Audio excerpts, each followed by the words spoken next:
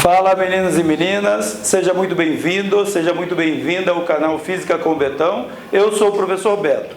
Bom, hoje nós vamos falar sobre receptor elétrico. Vem comigo. Aqui, ó, receptor elétrico dentro da eletricidade, mais precisamente da eletrodinâmica.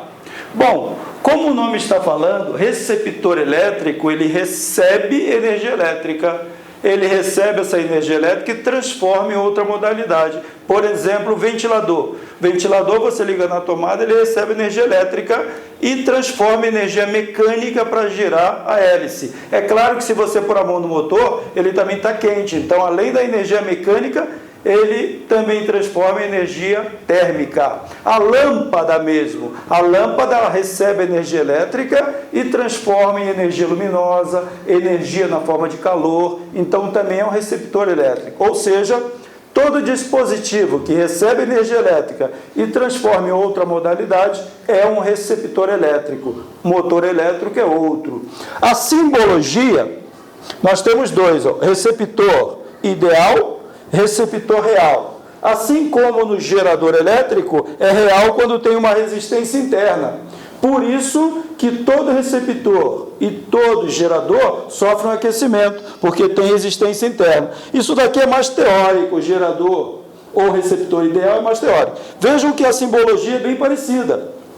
A diferença que você tem que tomar cuidado é a entrada da corrente elétrica. No gerador, a corrente entra pelo polo negativo e sai pelo positivo.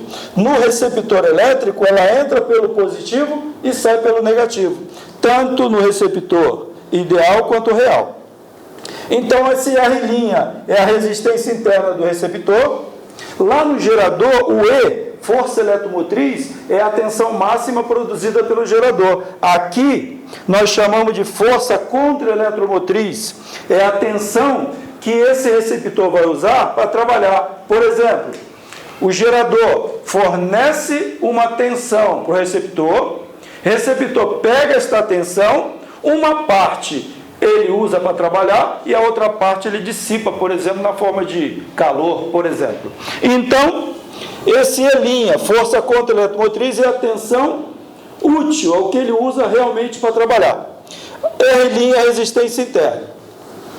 Agora vamos analisar a equação do receptor elétrico. Então aqui eu tenho um gerador, força eletromotriz E, resistência interna R, alimentando o receptor de força contra a eletromotriz E', resistência interna R'.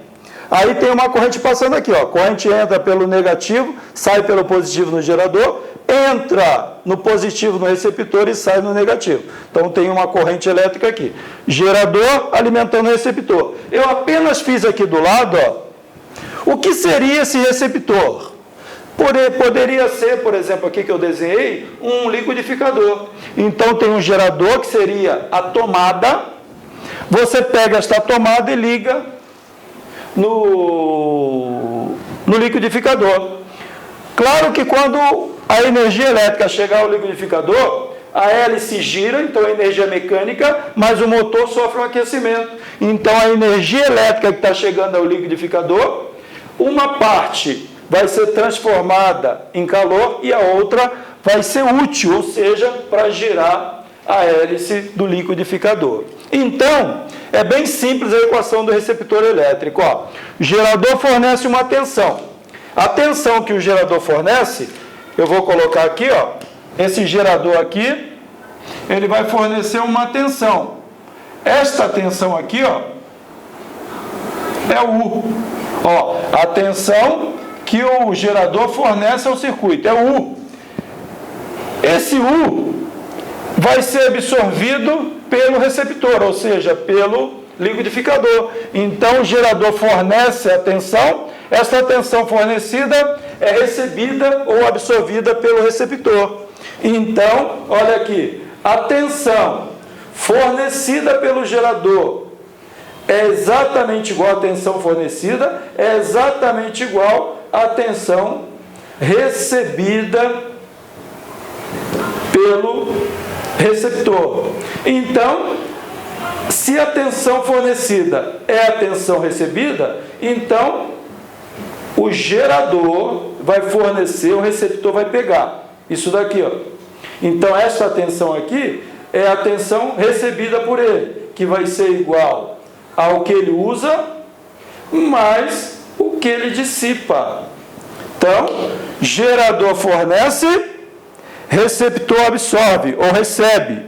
Então, ele recebeu, usou isso e dissipou isso. Então, aqui está a equação do receptor elétrico. Olha, diferentemente do gerador, aqui é mais, ó, o gerador é menos. Então, o recebido ou fornecida pelo gerador é igual a E, a parte da tensão que o receptor usa, e a outra parte que ele dissipa. Então, vamos imaginar assim, o gerador forneceu 110 volts. O receptor pega esses 110 volts e usa 100 e dissipa 20, por exemplo. Então, estão vendo aqui que é uma função do primeiro grau também, o gráfico tem que ser uma reta, mas isso daí é assunto para depois. Então, vamos ao exemplo aqui, ó. Um motor elétrico de resistência interna 2 ohms é ligado a uma DDP de 100 volts. Olha só, essa DDP de 100 volts é aquilo que o gerador vai fornecer ao circuito, ou seja, o gerador ele vai fornecer 100 volts a um motor elétrico.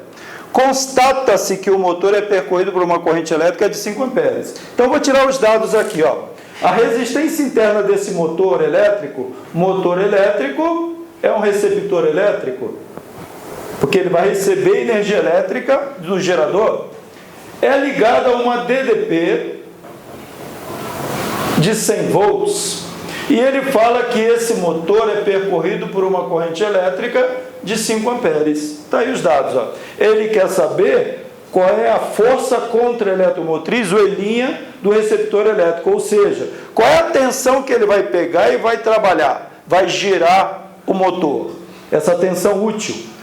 Então, aplicando a equação do gerador, U é igual a E' mais R' vezes I, onde U é 100, o E' ele quer saber, R' vale 2 ohms e o I vale 5. Então, 100 é igual a E mais 10, passando 10 para lá vai menos 10, conclusão, a força contra-eletromotriz, aqui E' é de 90 volts, ou seja, esse motor elétrico, que é um receptor elétrico, ele desses 100 volts, ele usa 10 para girar o motor, ele usa 90 para girar o motor, e 10 ele dissipa na forma de calor. Aí no B ele diz assim, ó, o que acontece se impedirmos o eixo do motor de girar? Segurou o eixo, o que acontece com esse motor? Vejam, o motor é um receptor elétrico, então ele recebe energia elétrica. Se ele recebe essa energia elétrica e não transforma essa energia elétrica em outras modalidades de energia, neste caso, ele recebe energia elétrica e deve transformar em energia mecânica para girar o eixo e energia térmica, porque o motor sofre aquecimento. Se ela só recebe e não transforma essa energia em nada, vai superaquecer o motor, ou seja, o motor vai queimar. Então a pergunta é, o que acontece se impedirmos o eixo do motor de girar? O motor vai queimar. Então eu vou escrever aqui, ó, o motor, ou melhor, o motor pode queimar. Porque o que acontece? O motor pode queimar. Então tá aí, tranquilo, um exemplo para fixar isso aí que nós acabamos de falar. Agora não esqueça de dar aquele joinha se gostou, compartilhar esse vídeo e se inscrever no canal, que é importantíssimo. Valeu, galera, um abraço!